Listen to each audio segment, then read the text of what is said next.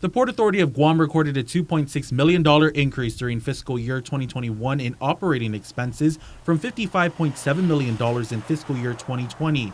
That's a 4.6% increase according to its latest Citizen-Centric Report. As required by local law, GovGuam agencies must create and publish a Citizen-Centric Report for the community every fiscal year, which highlights agencies' performances and finances. Port General Manager Roy Respicio explained that the increase in operation expenditures is due to a rise in pension costs as well as employment benefits. What that meant is 6.6 million of that had to be captured for post-employment benefits, and so the increases that we're seeing in operations beyond the annual increments, Isaiah, is really that requirement. So we just didn't increase our operating expenses to hire all these employees, and so that's what this report shows. The port also spent $58.3 million in operations during fiscal year 2021. The report also showed that the port's operating revenues increased by 0.7% or $432,000 in FY 2021 from $54.7 million in fiscal year 2020, which totaled to $55.1 million in FY 2021.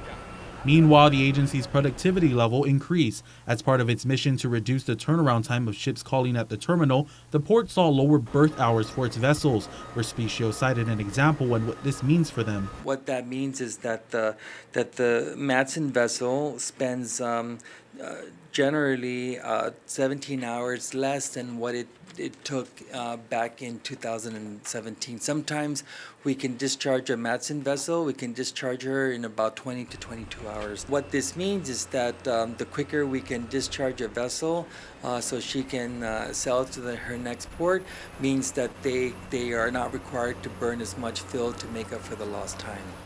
And so that's what we track. We track the berth time, we track the number of container moves, and because we're seeing the container moves increase, then that attributes to the less requirement of time that the vessel has to be here. Furthermore, the port also received a low-risk Odyssey designation for the third consecutive year.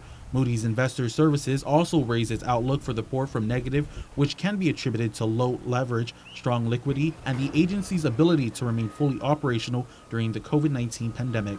Reporting for KUAM News, Guahu Isaiah Ugan.